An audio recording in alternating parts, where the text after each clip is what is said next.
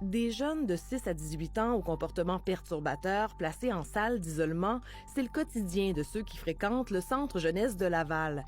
Mais pour cette adolescente, le pire demeure les traitements que leur font subir des agents avant de les amener en isolement.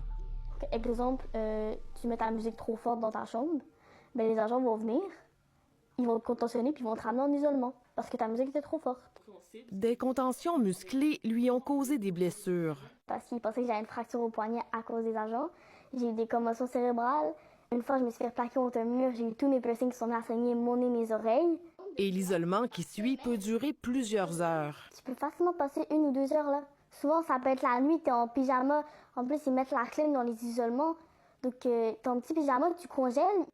Des interventions qui ont laissé des traces. On en porte encore les traumas aujourd'hui. On le réalise dans des crises de panique et d'anxiété très récemment. Elle est loin d'être la seule dans cette situation. Je me suis fait contentionner à terre. J'avais les mains dans le dos, son genou était dans mon dos. Mais tu sais, comme une contention, habituellement, c'est pas censé genre peser fort à ce point-là. Je me suis rendu à l'infirmerie du centre jeunesse. J'avais des contusions sur mes épaules, j'avais des contusions un peu partout. Son tuteur légal prévoit porter plainte. C'est de l'abus de pouvoir qui est arrivé là. Puis c'est carrément même, je dirais, voie de fait. C'est voie de fait, c'est criminel. Bien, encore à ce jour, j'ai des problèmes de cheville. Cette autre résidente a été blessée à une cheville lors d'une intervention alors qu'elle n'avait que 13 ans. Sa mère et elle en veulent toujours aux agents. La plupart sont en formation pour devenir pompiers ou dans ces eaux-là. C'est majoritairement des hommes entre 20 et 30 ans. Moi, j'aime pas les agents au centre, pas du tout. Je veux même pas les croiser. Je veux même pas savoir lequel qui fait des contentions à ma fille. Et les enfants de 6 à 12 ans ne sont pas épargnés. Ils font la même chose sur nous que sur les petits, alors qu'ils ont ils sont 3 fois plus jeunes que nous. Et ça fait mal au cœur à regarder.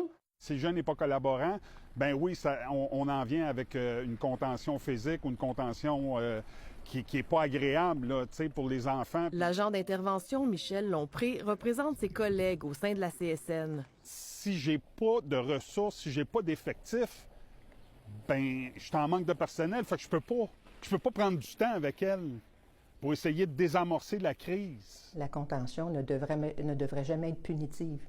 C'est pas une action punitive, c'est une action pour faire en sorte que le jeune se calme, pour le protéger de lui-même, puis le protéger les autres qui sont autour. Québec est bien au fait de la situation. Est-ce qu'il y a une culture qui s'est installée à Laval? C'est possible et c'est pour ça que nous, on veut les suivre de très près. On a des suivis réguliers avec cet établissement-là, pas juste à ce niveau-là, mais suite à différentes situations qui ont eu cours. Donc, je pense que c'est des choses qui doivent être adressées plutôt que cachées, là.